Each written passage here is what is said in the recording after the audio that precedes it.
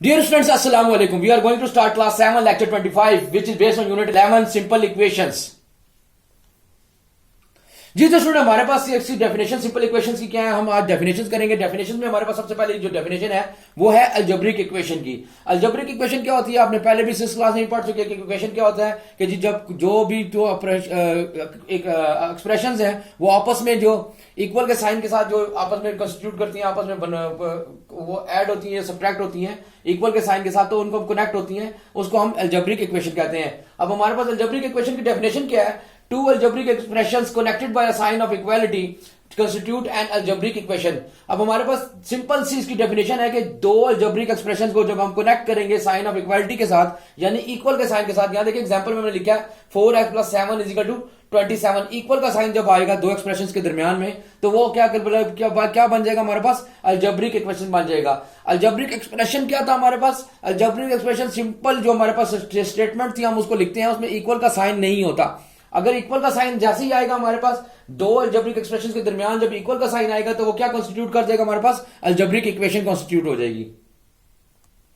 जी तो स्टूडेंट हमारे पास सेकंड जो डेफिनेशन है वो है इक्वेशन एंड आइडेंटिटी, या आइडेंटिटी इक्वेशन क्या होती है हमारे पास। आइडेंटिटी इक्वेशन क्या होती है, the two sides of the equation will always remains equal whatever the value of X and Y, या ए एंड बी या वेरिएबल की कोई भी वैल्यू हो, इक्वेशन की left hand side equal to हो राइट हैंड साइड के, हम ऐसी इक्वेशन को कहेंगे आइडेंटिटी इक्वेशन या इक्वेशन आइडेंटिटी कहलाती है। जैसे मैंने यहां एग्जांपल में लिखा, देखें x + y का whole square is equal to x² + 2xy + y²।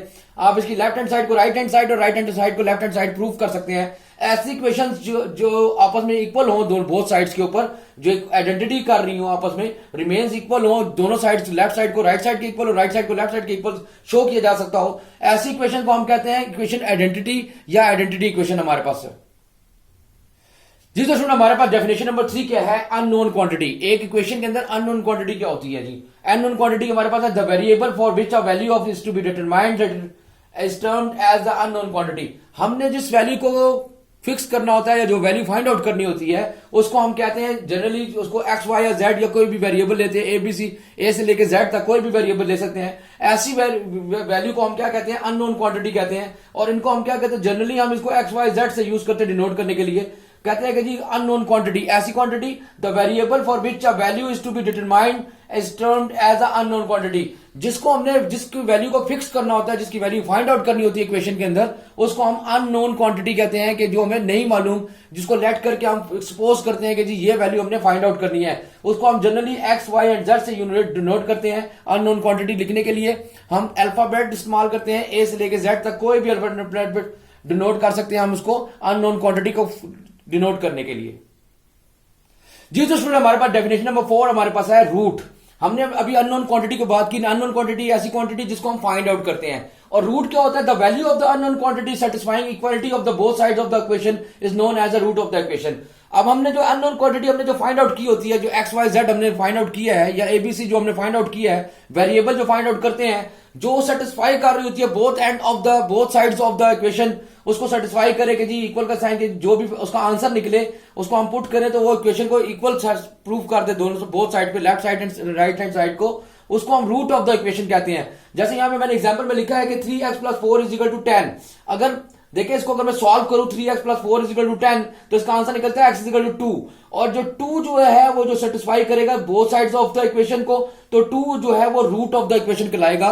ये हमारे पास जो अननोन क्वांटिटी जो सेटिस्फाई करती है, फिर मैं दोबारा रिपीट करता हूं इसको, the value of the unknown quantity satisfying the equality of the both sides of the equation is known as the root of the equation। यानी जो आंसर निकलेगा इक्वेशन का, एक्स वाई जेड का जो आंसर निकलेगा वो उसका रूट ऑफ द इक्वेशन कहलाएगा। जी तो स्टूडेंट हमारे पास डेफिनेशन में नंबर 5 पे हमारे पास है सिंपल इक्वेशन और फर्स्ट डिग्री इक्वेशन। अब सिंपल इक्वेशन और फर्स्ट डिग्री इक्वेशन क्या होती है, फर्स्ट डिग्री इक्वेशन वो इक्वेशन होती है जो इन्वॉल्व करती है सिर्फ एक अननोन क्वांटिटी को, या उसका एक वेरिएबल होता है। अब मैं इसकी जो डेफिनेशन है वो क्या है जी, first degree equation involving only one unknown quantity is known as simple और फर्स्ट डिग्री इक्वेशन। अब मैं दोबारा रिपीट कर रहा हूं, सिंपल इक्वेशन या फर्स्ट डिग्री इक्वेशन वो इक्वेशंस होती हैं जिनमें सिर्फ एक अननोन क्वांटिटी हमारे पास हो, जिसमें एक वेरिएबल हमारे पास हो, उसको हम कहेंगे फर्स्ट डिग्री इक्वेशन या सिंपल इक्वेशन। इसकी 3 डिफरेंट फॉर्म्स होती हैं जो मैंने यहां पे लिख दिया। Number 1 is equal to ax is equal to b, second is ax + b is equal to c, third form is ax + b is equal to cx + d। जी जो स्टूडेंट नंबर 6 जो हमारे पास है डेफिनेशन जो है वो है ट्रांसपोजिशन। अब ट्रांसपोजिशन से जिस नाम से जाहिर है ट्रांसपोजिशन का मतलब है कि किसी चीज की पोजीशन को चेंज करना या ट्रांसफर करना। अब हम इसको डेफिनेशन देख लेते हैं क्या है। An equation can be transferred from one side to other side with the change of sign is called transposition. अब हमने क्या करना था, ये प्रोसेस है, is the process of change of sign के साथ हम लेफ्ट से राइट, राइट से लेफ्ट को, मैंने आपको बताया जब इक्वेशन सॉल्व कर रहे होते हैं तो इक्वेशन सॉल्व करने का क्या मेथड होता है, अगर लेफ्ट साइड पे प्लस का साइन है उसको राइट साइड पे अगर किसी चीज को मूव करवाएंगे, किसी भी एक्सप्रेशन को, किसी भी टर्म को मूव करवाएंगे तो वो प्लस का साइन जो है माइनस में कन्वर्ट हो जाता है, माइनस का साइन प्लस में कन्वर्ट हो जाता है, डिवाइड मल्टीप्लाई में कन्वर्ट हो जाता है, मल्टीप्लाई डिवाइड में कन्वर्ट हो जाता है। इस प्रोसेस को हम कहते हैं ट्रांसपोजिशन प्रोसेस। क्या है हमारे पास, an equation can be transferred from one side, कोई भी टर्म जो वन साइड से दूसरी साइड पे मूव करेगी with the change of sign is called, हमारे पास इस प्रोसेस को हम कहेंगे ट्रांसपोजिशन प्रोसेस।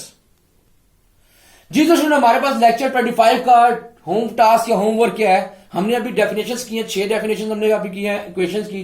वो आपने क्या करना है, लर्न करनी है, याद भी करनी है उनको neat and clean and clear अपनी कॉपीज के ऊपर लिखना भी है तमाम की तमाम डेफिनेशंस को।